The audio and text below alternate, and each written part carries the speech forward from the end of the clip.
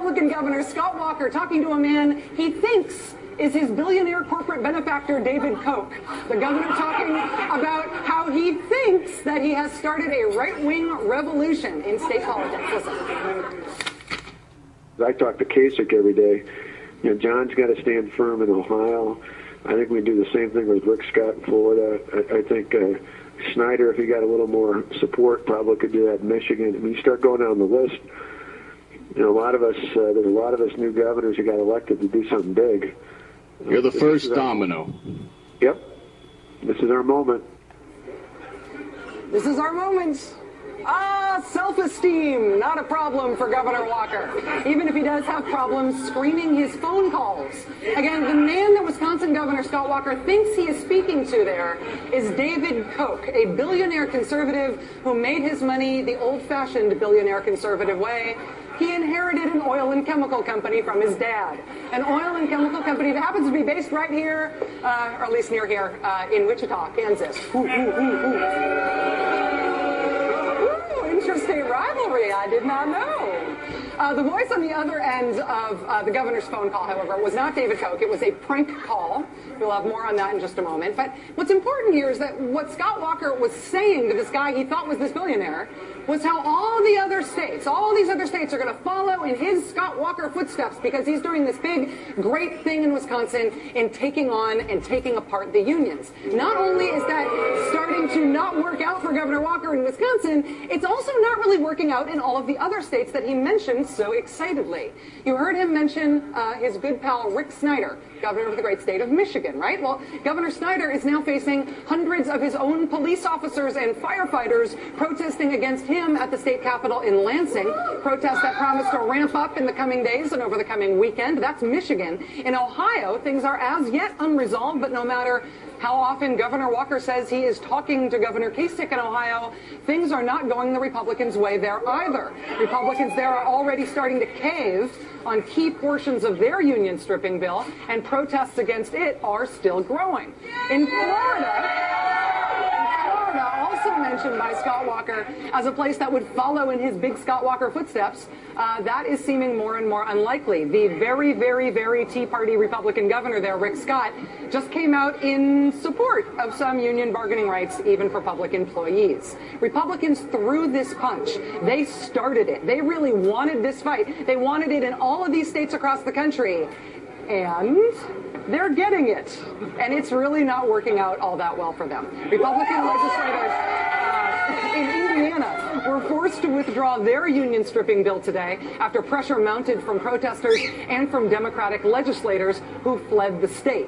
The strategy in Wisconsin, the Republican approach to this fight, was essentially to hunker down and wait this out as long as possible, right? That is the type of strategy you employ not only if you think you're right, but if you think you have the public on your side. You let things drag out so people can see how wrong your opponents are, and the more they see that, the more they come around to your way of thinking, right? That was essentially the Republican strategy for Wisconsin. They weren't going to budge. They were going to dig in. They were not going to compromise. They wanted to wait and wait and wait and wait and let things drag out as long as possible. Here's the problem with that strategy.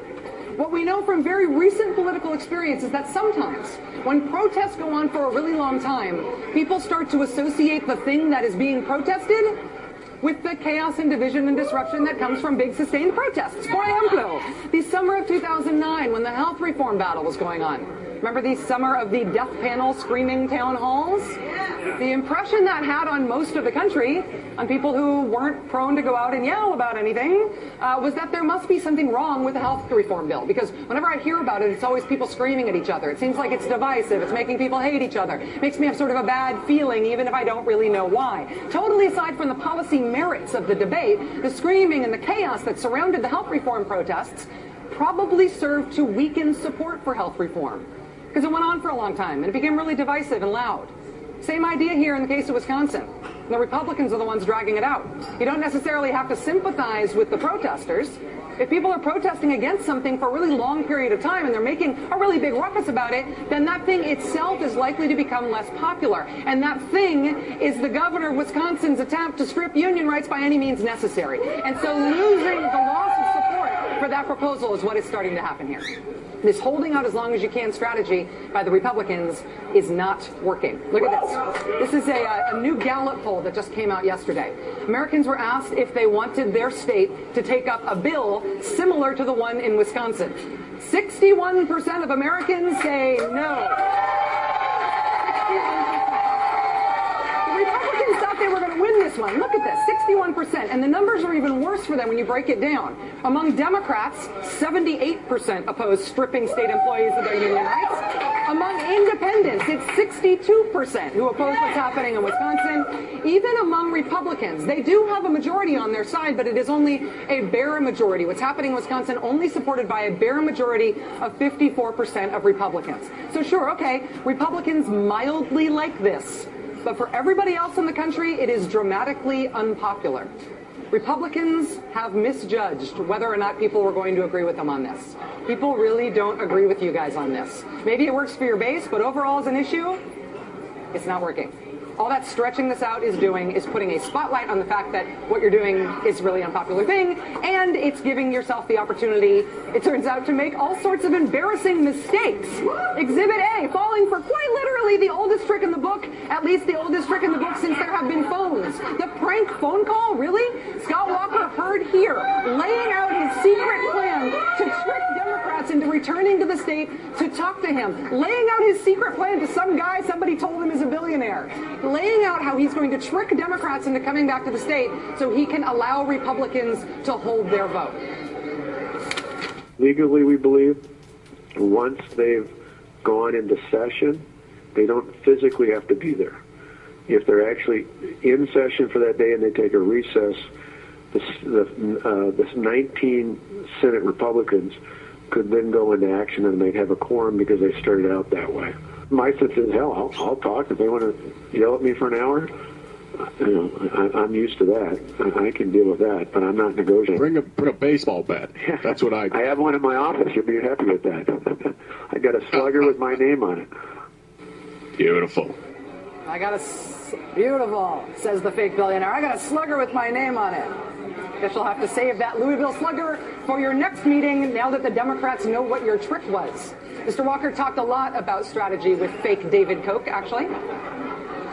What we were thinking about the crowds was planting some troublemakers. You know, the only problem with because we thought about that. The problem with, or my only gut reaction to that would be, right now, and the lawmakers I talked to have just completely had it with them. The public is not really fond of this. You know, the only problem with that plan, it was obviously a big mistake to let this prank call happen in the first place. That's how prank calls work. But Governor Walker said some really damaging stuff in there that now he's going to be forced to answer for as long as this thing stretches out. You were thinking about planting protesters as troublemakers, you say? I'm not going to allow one prank phone call to be a distraction from the reality is that we have a job to do here. And the job is to debate this bill. Hey, Patrick, you had a question? I heard Patrick. What's that? I didn't. I absolutely heard that. No. We thought, what I said is, the question was asked, we thought about in terms of there's all sorts of options out there. All sorts of options out there. This has been a very bad 24 hours for conservatives across the country who are intent on getting their political way by stripping unions. In Indiana, one of the state's deputy attorney generals was fired today after he said on Twitter that riot police in Wisconsin should, quote, use live ammunition against protesters there.